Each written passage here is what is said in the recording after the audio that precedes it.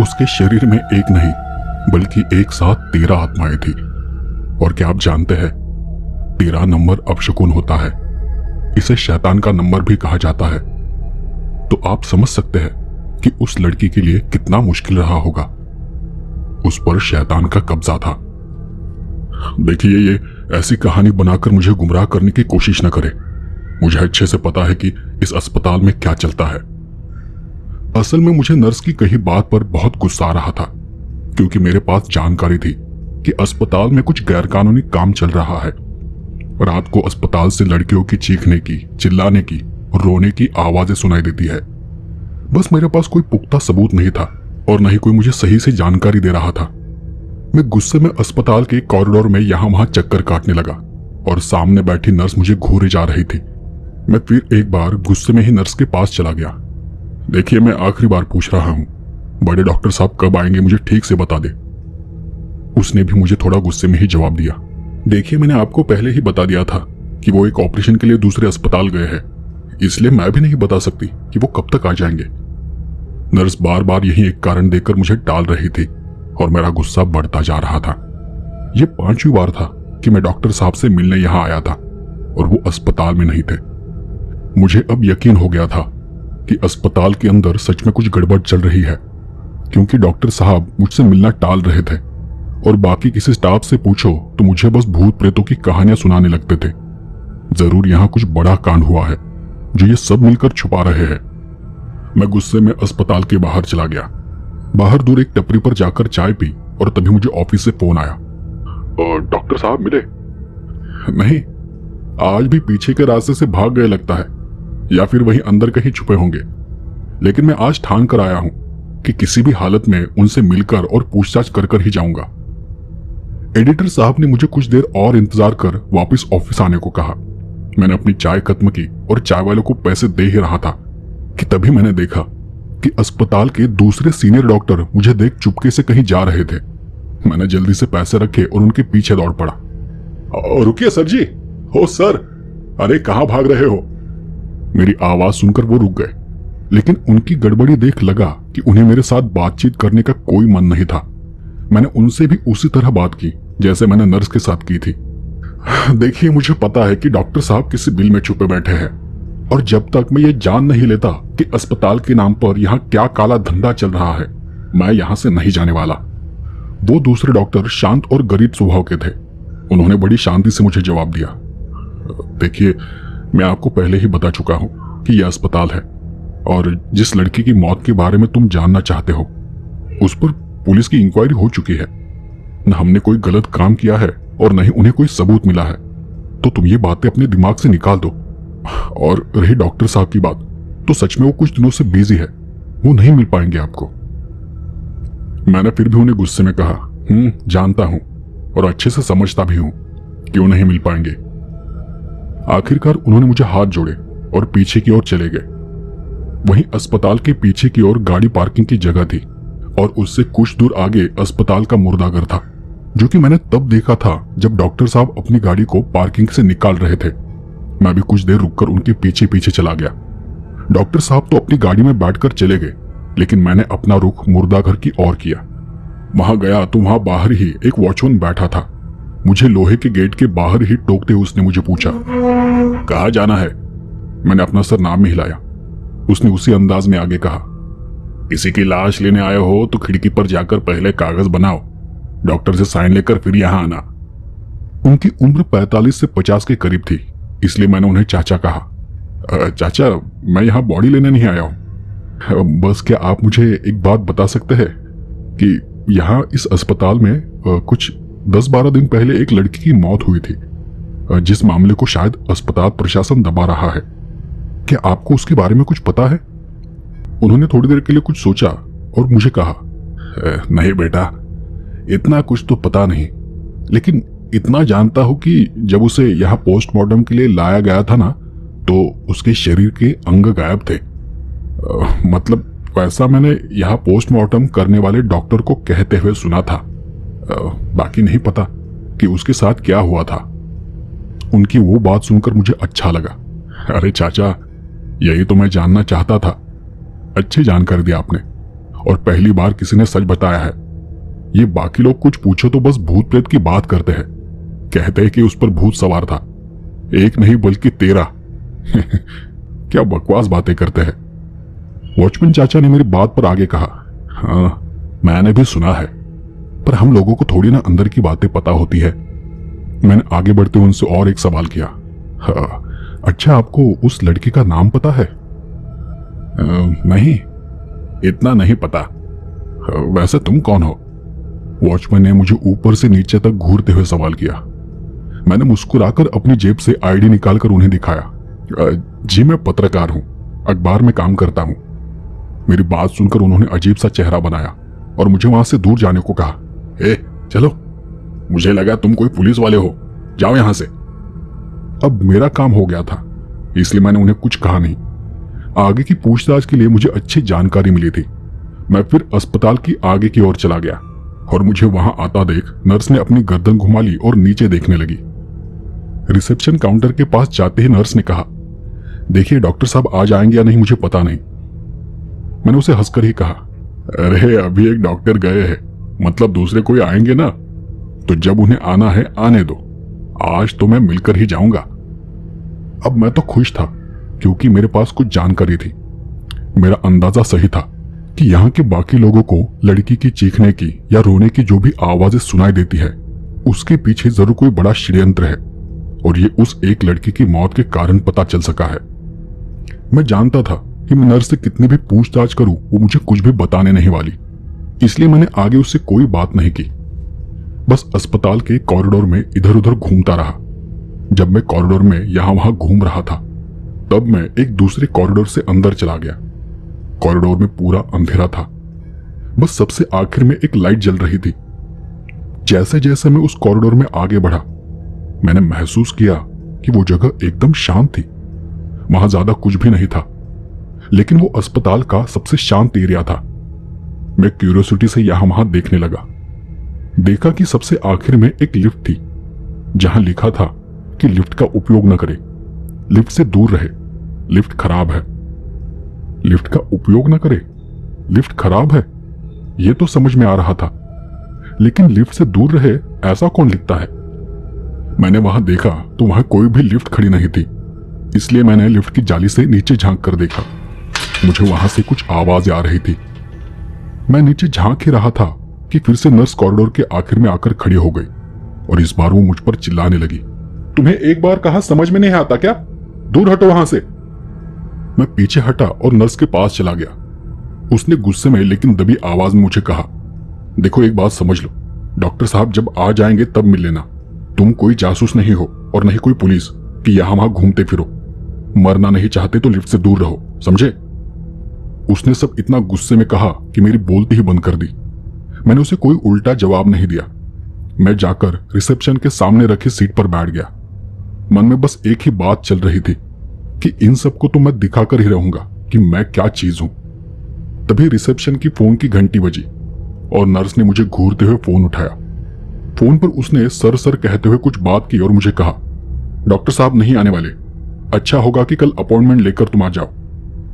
मुझे उसकी बात पर बहुत गुस्सा आ गया क्योंकि पिछले 3 घंटे से मैं वहां बैठे बैठे डॉक्टर साहब का इंतजार कर रहा था। मैं गुस्से में ही अपनी सीट से उठा और बाहर जाते जाते मैंने उसे कहा, तुम सब मिले हुए हो, और पैर पटकते हुए मैं वहां से बाहर चला गया। पार्किंग में गया और स्कूटर निकाला। तभी मुझे याद आया कि मेरा बैग तो अंदर ही रह गया है। मैं फिर से स्कूटर खड़ा कर हॉस्पिटल के अंदर चला गया। अंदर गया तो देखा कि रिसेप्शन पर नर्स नहीं थी। सीट पर रखा अपना बैग उठाने के लिए मैं नीचे झुका ही था कि तभी मेरा ध्यान सामने कॉरिडोर की ओर चला गया। वही कॉरिडोर जहां अभी कुछ देर पहले मैं गया था। अब वहां कोई लाइट नहीं थी, घना अंधेरा था। शायद नर्स ने जानबूझकर वहां की लाइट बंद कर दी थी।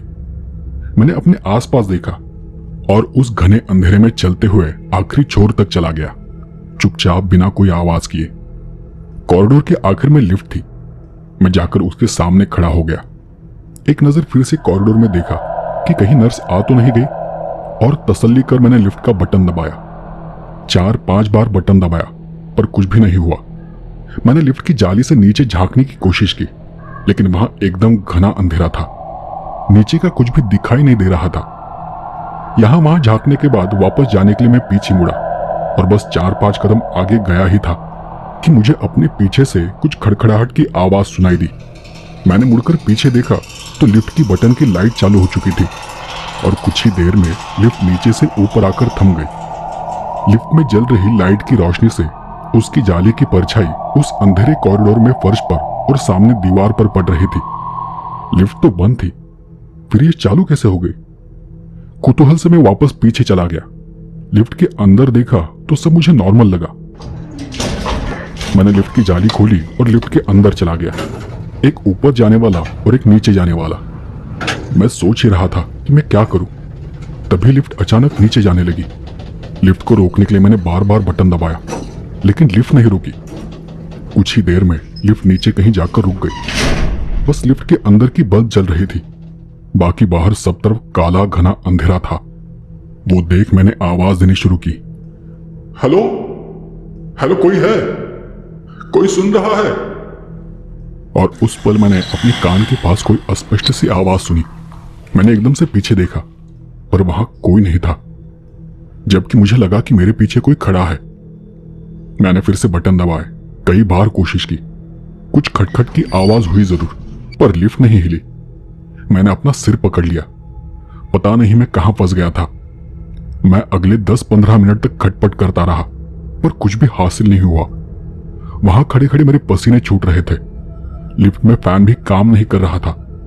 मैंने अपनी जेब से रुमाल निकाला और अपना पसीना पोंछ लिया और कुछ देर सोचकर लिफ्ट का दरवाजा खोल मैंने बाहर कदम रखा। सोचा कि यहां से ऊपर जाने के लिए जरूर कोई ना कोई रास्ता होगा। ये जगह शायद अस्पताल का बेसमेंट है। फर्श पर बहुत ज्यादा धूल जमी हुई थी। आसपास से सीलन की और सड़न की बदबू आ रही थी। कहीं किसी कोने में पानी टपक रहा था और उसकी आवाज उस खाली जगह में गूंज रही थी। उस आवाज को सुन मैं इतना तो समझ गया था कि यह जगह पूरी तरह से खाली है और बंद भी, क्योंकि छोटी से छोटी आवाजें खाली और बंद जगह में गूंजती है। नीचे फर्श पर लिफ्ट में जल रहे बल्ब की रोशनी पड़ रही थी और उसके अलावा वहां दूसरी कोई लाइट, कोई रोशनी नहीं थी। बाकी हर तरफ इतना घना अंधेरा था कि हाथ को हाथ तक दिखाई ना दे। मुझे जल्द से जल्द निर्णय लेना था। मैंने सोचा कि मैं दीवार के सहारे छूते हुए आगे बढ़ता रहूंगा तो कोई ना कोई तो दरवाजा या कोई सीढ़ी जरूर मिल जाएगी। और ये सोचकर मैं एक तरफ की दीवार को छूते हुए आगे बढ़ने लगा। सोचा कि कोई बटन, कोई लाइट मिल जाए तो भी बहुत है। मैं धीरे धीरे आगे बढ़ रहा था। जैसे जैसे मैं आगे जा रहा था मुझे सांस लेने में तकलीफ हो रही थी। मेरी ही सांसों की आवाज से मुझे डर लग रहा था और अचानक मेरा पैर किसी चीज पर गिरा। उसके स्पर्श से मेरे रोंगटे खड़े हो गए। कोई कोई चूहा था शायद। उस छोटी सी हलचल से भी मेरा पूरा शरीर कांप उठा था। मैंने फिर से हिम्मत जुटाई और आगे सरकने लगा। आगे सरकते सरकते मेरा पैर फिर किसी चीज से टकरा गया और इस बार मैं एकदम से रुका। मैंने उस चीज को पैर से ही टटोल कर देखा। वो कोई बर्तन जैसा कुछ था। उसे पैर से ही दूर हटाकर मैं आगे बढ़ा। मतलब यहां बर्तन था। बर्तन के पास चूहा था। यानी यहां खाना भी रहा होगा। और खाना था मतलब कोई इंसान भी यहां रहता होगा। और मैं सोच में पड़ गया कि क्या यही वो जगह है जिसे मैं ढूंढ रहा था। मैं कुछ कदम और आगे बढ़ा कि मेरे पीछे कुछ चमचमाहट सी हुई और साथ ही साथ चरमराने की आवाज भी सुनी। मैंने मुड़कर अपने पीछे देखा तो पीछे के एक दीवार के बीचों बीच एक ट्यूबलाइट जल रही थी, चरमरा रही थी।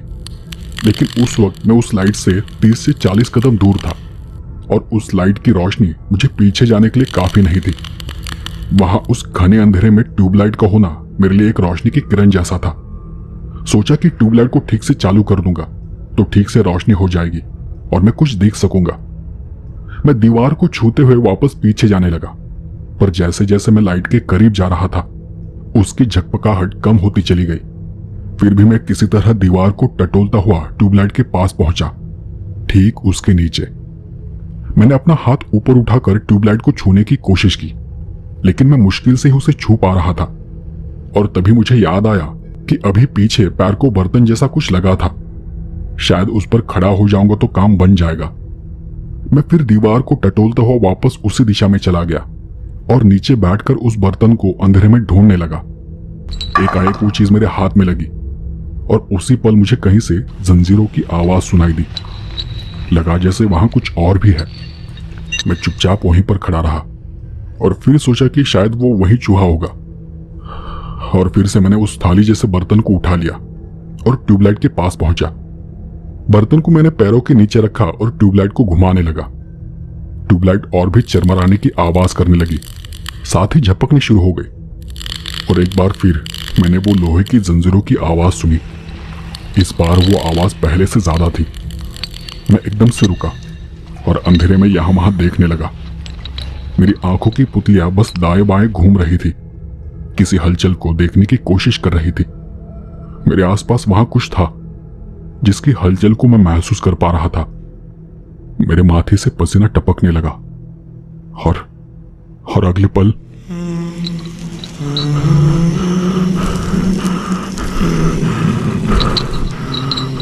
मुझे कोई गुनगुनाहट की आवाज सुनाई दी। मैं एकदम से पीछे हट गया और दीवार से सककर खड़ा हो गया। घने अंधेरे में वो आवाज मेरे आसपास गूंज रही थी। मैं असल में इस एहसास से डर गया था कि वहां अंधेरे में मेरे अलावा और भी कोई है जिसे अंधेरे से कोई फर्क नहीं पड़ रहा, और शायद वो मेरे यहां आने से पहले से यहां पर है, न जाने कितने वक्त से। कोई लड़की या कुछ और। मेरा वहां से जल्द निकलना जरूरी था। ट्यूबलाइट का झपकना बंद हो चुका था, सब तरफ अंधेरा था, और उस पल कुछ चबाने की आवाज मेरे कानों पर पड़ी और फिर कुछ घसीटने की आवाज, जैसे कोई चीज घसीटते हुए मेरी ओर बढ़ रही हो। मैं जल्दी में ट्यूबलाइट को घुमाने लगा। घसीटने की आवाज के साथ ही मेरी धड़कनें बढ़ती जा रही थी। हड़बड़ी में मैंने उस ट्यूबलाइट को उल्टा पुल्टा घुमाया और एकदम से लाइट चालू हो गई। मैंने एकदम से पलटकर पीछे देखा। मेरी सांसें तेज चल रही थी। लाइट के जलते ही सब कुछ शांत हो गया। सब कुछ। वहां कोई भी आवाज नहीं थी, कोई भी दिखाई नहीं दे रहा था। मेरा शरीर हल्का हल्का थरथरा रहा था। ट्यूबलाइट का प्रकाश बहुत कम था। मैंने देखा कि वो एक बड़ा सा हॉल था, लंबा फैला हुआ, इतना बड़ा कि ट्यूबलाइट की रोशनी दूसरे कोने तक पहुंच नहीं पा रही थी। लिफ्ट वहां से दूर थी, लेकिन अब भी वहां से आगे का कुछ साफ दिखाई नहीं दे रहा था। और फिर से ट्यूबलाइट झपकनी शुरू हो गई, आवाज करने लगी। जहां तक रोशनी थी वहां तक मैंने पूरे हॉल में नजर घुमाकर देखा। वहां कुछ भी नहीं था। दाईं तरफ के कोने में देखा तो वहां कुछ दूरी पर जंजीरें पड़ी थी, सूखी हड्डियां और एक काला बर्तन था। अजीब से एहसास से मेरा खून ठंडा पड़ता चला गया। मेरी बाईं तरफ से मुझे सांसों की आवाज सुनाई दे रही थी। उस एहसास से मेरे रोंगटे खड़े हो गए, शरीर जम सा गया, हाथ पांव होठ तक थरथराने लगे। मैंने तिरछी नजर से अपनी बाईं तरफ देखने की कोशिश की। वो ठीक मेरे बगल में खड़ी थी, मेरी तरह दीवार से सटकर, और मुझे ही घूर रही थी। मुझे देखते ही उसके चेहरे पर एक अजीब सी मुस्कुराहट फैल गई और मेरे पूरे शरीर में एक सिरहन सी दौड़ उठी। मैं झटके से दूर हो गया, जैसे मुझे कोई बिजली का झटका लगा हो, और उसी के साथ मैं वही कोने में गिर पड़ा। मैं उसे साफ साफ देख पा रहा था। पीले रंग की किसी जानवर जैसी आंखें, छिला हुआ रेशाओं से भरा चेहरा, और उसके मुंह से खून की लार टपक रही थी। उसे देख मेरे मुंह से एक शब्द भी नहीं निकला, और वो मुझे घूरते हुए अपनी गर्दन को आड़े टेढ़े घुमाते हुए मेरी ओर बढ़ने लगी।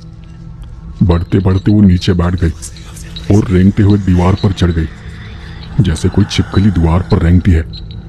मेरी धड़कनें तेज हो गई थी।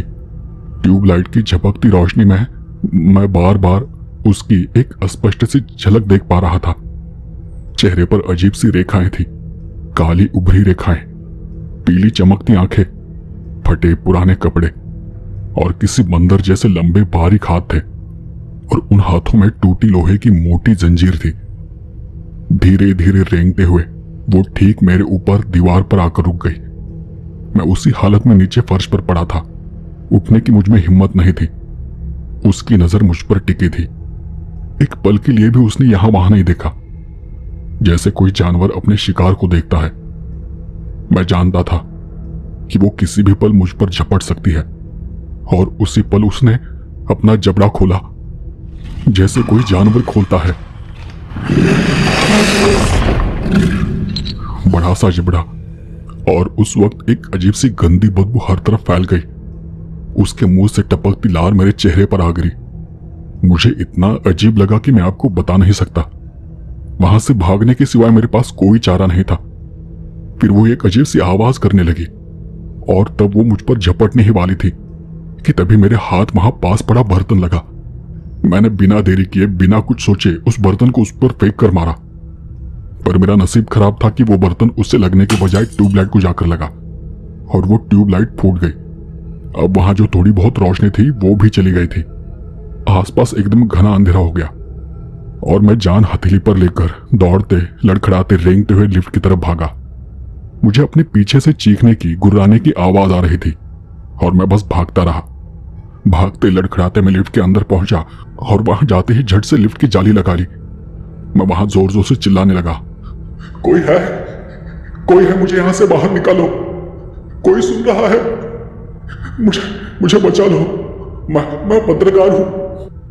मैं लगातार पुकारे जा रहा था, आवाज दिए जा रहा था, और फिर से मैंने जंजीरों की आवाज सुनी। मैंने देखा कि वो ऊपर छत से उल्टी लटक कर मुझे घूर रही थी। मुझे पता था कि उसके लिए लिफ्ट का दरवाजा खोलना कोई बड़ी बात नहीं है। वो एकदम से उछलकर लिफ्ट की जाली के सामने आकर खड़ी हो गई। मैंने नीचे बैठ अपने दोनों पैर पूरी ताकत से जाली पर जमा कर रखे थे। वो अजीब आवाज करते हुए मुझे घूर रही थी, और एकदम से उसने 3-4 बार जाली को जोर जोर से हिलाया। मैं जोर से चीखा, चिल्लाया, तो वो मुझ पर हंसने लगी। उसने जाली खोलने की कोशिश नहीं की थी, वो तो बस मेरे साथ खेल रही थी। मुझे डरता हुआ देख उसे एक अजीब सा सुकून मिलता था, वो अजीब तरह से मुस्कुराती थी। उसने जाली खोलने की कोई कोशिश नहीं की, और बड़े आराम से वो नीचे बैठ गई। फिर उसने अपना एक हाथ जाली के अंदर डाला, और अपने खुरदुरे हाथों से मेरे पैर को सहलाने लगी। एकदम से उसने मेरे पैर को पकड़ लिया, और मैं जानता था कि अब वो मुझे मारकर ही दम लेगी। मुझे इतनी आसानी से वहां से नहीं जाने देगी। वो भी जानती थी कि मैं पैर हटा नहीं सकता, तो पैर को सहलाते हुए उसने एकदम से अपने लंबे मोटे नाखून उंगलियों समेत मेरे पैर में धंसा दिए। दर्द के मारे मेरी जान निकल गई, और मैं जोर से चीख उठा। वो अपने नाखूनों से मेरे पैर को चीरने लगी। उस दर्द से मेरे आंसू निकल आए। दर्द को मैं अंदर ही अंदर दबाए जा रहा था, पर उसे उस बात का मजा आ रहा था। वो धीमे धीमे मुस्कुरा रही थी, मुझ पर हंस रही थी। उसने अपने गंदे नाखूनों से मेरा पूरा पैर नोच डाला, और उस पर लगे मांस को, खून को चाटकर चबाने लगी। दर्द बहुत ज्यादा हो रहा था, मुझसे सहा तक नहीं जा रहा था। मेरी आंखें बंद होने लगी थी, शायद मुझे चक्कर आ रहे थे। उसने फिर से मेरा दूसरा पैर पकड़ लिया। एक अजीब सी आवाज करते हुए पूरी ताकत से उसने दूसरे पैर को दबाया। एक बार फिर से मैं दर्द से चीख उठा। तेज दर्द के कारण मेरी आंखें इस बार अपने आप ही बंद हो गई। आंखों की रोशनी धुंधली होती चली गई। कानों में मैंने कुछ खड़खड़ाहट की आवाज सुनी। लगा जैसे लिफ्ट का दरवाजा खुल गया है। उसके बाद क्या हुआ वो देखने के लिए मैं होश में नहीं था। बस मेरे शरीर पर वार हो रहे थे, और मैं बेहोश होता चला गया, जैसे मेरी जान निकल गई हो। जब मुझे होश आया तो मैं एक साफ सुथरे बेड पर पड़ा था। शरीर पर जगह जगह पर छोटी बड़ी पट्टियां लगी थी, बड़े बड़े घाव थे। एक पैर पूरा पट्टियों में लिपटा हुआ था, जो कि हिल भी नहीं रहा था। दूसरे पैर में खरोंचे थी। मैंने उठने की एक नाकाम कोशिश की, और पाया कि मुझ में उठने की ताकत नहीं है। एक आंख से मुझे ठीक से दिखाई भी नहीं दे रहा था। मैं वहीं पड़े पड़े अपने आसपास की सभी बड़ी मशीनों को निहारने लगा, और मैं समझ गया कि मैं किसी आईसीयू वार्ड के अंदर हूं। तभी कोई आईसीयू के अंदर आ गया। शरीर पर डॉक्टर का सफेद कोट चढ़ा हुआ था, और उनके साथ में रिसेप्शन पर बैठने वाली गुस्सेल नर्स थी। वो डॉक्टर मेरे पास आकर खड़े हो गए, और मेरे पैर को निहारते हुए मुझे कहा, मैं ही डॉक्टर भूषण हूं जिससे आप मिलना चाह रहे थे। मैंने दबी आवाज में पूछा, डॉक्टर साहब वो क्या था, वो कौन थी? डॉक्टर साहब ने मेरे जख्मों को और फिर मेरी जख्मी आंख को देखते हुए जवाब दिया, कोई नहीं थी। मैं जानता हूं तुमने ये जानबूझकर किया है। तुम बस हमारे पीछे पड़े हो, बस किसी तरह अस्पताल का नाम खराब करना चाहते हो। मैंने फिर उन्हें कहा, नहीं सर, मैंने खुद अपनी आंखों से नीचे बेसमेंट में एक लड़की को देखा है, बहुत अजीब और घिनौनी। देखा होगा, सभी यही कहते हैं, लेकिन मैं तो अकेले नीचे आया था, तो मैंने तो कुछ नहीं देखा। देखो, तुम मुझे अपना काम करने दो। और हां, तुम्हारी जानकारी के लिए फिर से बता दूं कि 12 दिन पहले जिस लड़की की मौत हुई थी वो एक दिमागी मरीज थी जो खुद ही अपने आप को हानि पहुंचा रही थी। और शायद तुम्हें पता नहीं होगा, लेकिन वो इतनी खतरनाक थी कि हमें उसे इलाज के लिए बेसमेंट में रखना पड़ा था। तुम जहां फंसे थे ना, वहीं पर हम उसका इलाज कर रहे थे, लेकिन दुर्भाग्य से मैं उसे बचा नहीं सका। मैंने फिर उनसे वही बात की, लेकिन सर मैंने उसे देखा था, सच में वो अब भी वही है? नहीं है, क्योंकि वो मर चुकी है। उसने खुद अपने शरीर के अंग खा लिए थे और इसी कारण वो मर गई। और तुम्हें और खोजबीन करनी हो तो तुम फिर से बेसमेंट में जा सकते हो। मुझे समझ में नहीं आ रहा था कि इतना सब देखने के बाद भी वो उस बात को टाल रहे थे कि उस लड़की की आत्मा अब भी वही है। शायद वो नहीं चाहते थे कि अस्पताल का नाम खराब हो, और शायद इसलिए वॉचमैन ने मुझे कहा था कि उसके शरीर के अंग गायब थे। अब एक एक कर मुझे चीजें स्पष्ट होने लगी थी। वो आवाजें उसी लड़की की है जो यहां के लोगों को सुनाई देती है, जो लोगों को अपनी तरफ आकर्षित करती है। डॉक्टर साहब या तो इन सब चीजों से अनजान है, या फिर अस्पताल का नाम खराब न हो इसलिए अनजान बनने का नाटक कर रहे हैं। तभी नर्स आगे बढ़ी और मेरे हाथ में इंजेक्शन लगाते हुए कहा, डॉक्टर साहब ने ही तुम्हारी जान बचाई है, और मैंने तुम्हें कहा था कि लिफ्ट से दूर रहो। अब शांति से लेटे रहो, हम तुम्हारी पट्टियां बदलने जा रहे हैं। तुम्हें दर्द तो होगा, लेकिन सहना पड़ेगा। और सच कहूं तो जब मेरी पट्टियां बदली जा रही थी तब मैंने अपने जख्म देखे। तब मुझे इतना दर्द हो रहा था कि मैं सह नहीं पा रहा था। और सच कहूं तो मैं अपने शरीर पर बने जख्म देखकर ही फिर से बेहोश हो गया। पर एक बात तो सच है कि अधूरी जानकारी जानलेवा हो सकती है।